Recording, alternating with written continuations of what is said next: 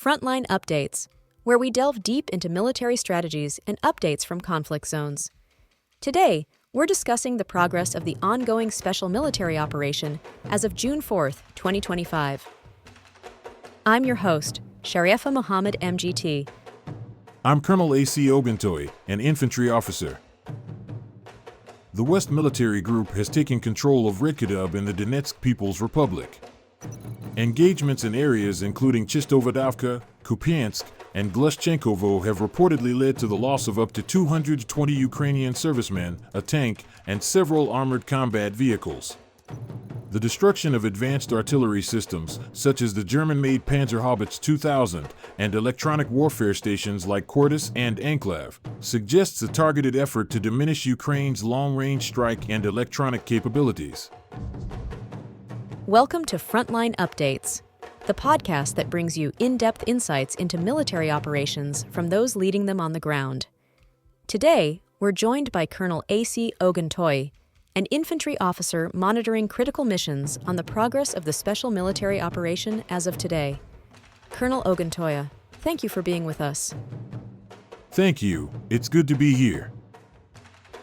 Colonel Oguntoye, let's begin in Sumy Oblast. Reports indicate the full liberation of Kondratovka and a broad sweep across multiple settlements. Can you walk us through what happened there? Yes.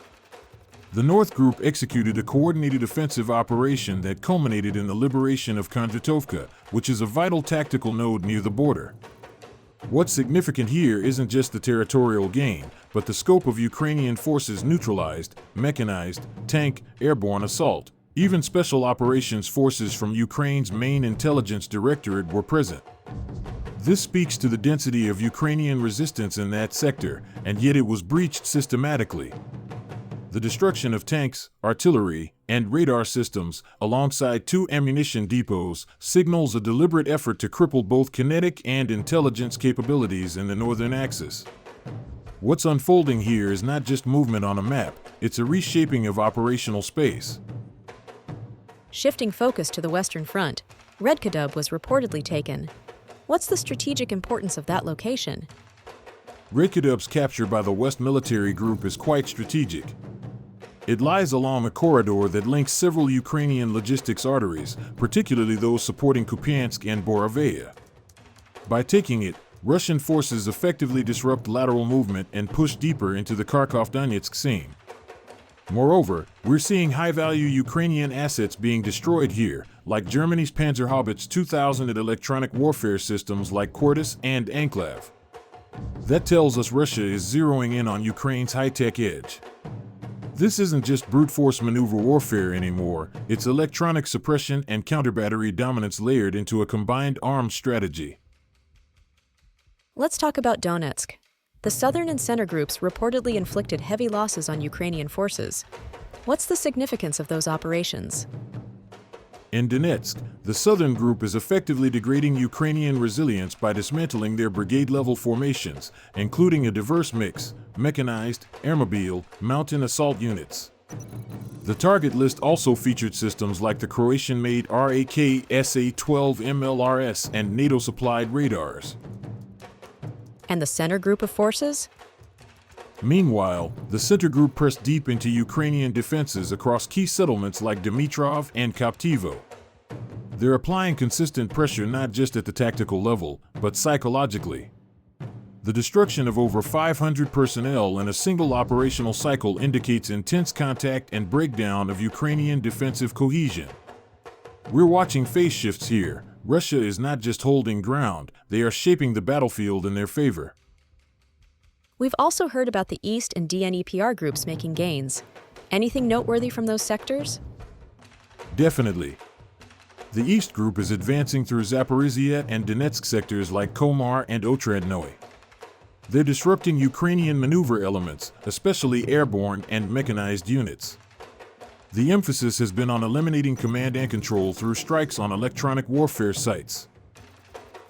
And Dnipro group of forces. The Dnipro Group, meanwhile, is pressing Ukrainian forces near the Dnipro River line. Their success in targeting radar and EW sites, and especially coastal defense brigades, speaks to preparation for either amphibious maneuvering or denial of those capabilities to Ukrainian forces. Notably, the low Ukrainian casualty count here doesn't signal a lack of success, it suggests rapid displacement by the enemy to avoid encirclement. Colonel, air defense updates show some significant intercepts, including HIMARS and Storm Shadows. What does this mean for the evolving air threat? Air defense remains a critical pillar. 3 HIMARS rockets and over 100 drones were intercepted. This implies that Ukrainian forces are intensifying their standoff attacks, trying to use Western-supplied systems to regain tempo. But Russia's layered defense, especially in depth zones, is proving increasingly effective. There was also a major strike on a German Iris-T system. These systems are high-end, Western-manufactured platforms meant to protect Ukrainian assets. Their destruction is not just a technical win, it's a strategic message that no system is invulnerable. Final question, Colonel. With the scale of Russian operations across multiple fronts and these integrated air and ground offensives, what's the broader takeaway? We're looking at a deliberate Russian transition from attritional warfare into maneuver-based dominance. The targeting of fuel plants, UAV workshops, and radar networks signals operational foresight. But it also raises a crucial question: how much more can Ukraine absorb before operational collapse in certain regions? And we should be candid, the frequency and coordination of these strikes, especially with combined arms and electronic warfare integration, indicate preparation for sustained campaigning, not ceasefire negotiation. Colonel, thank you for providing such a detailed briefing on the current military situation.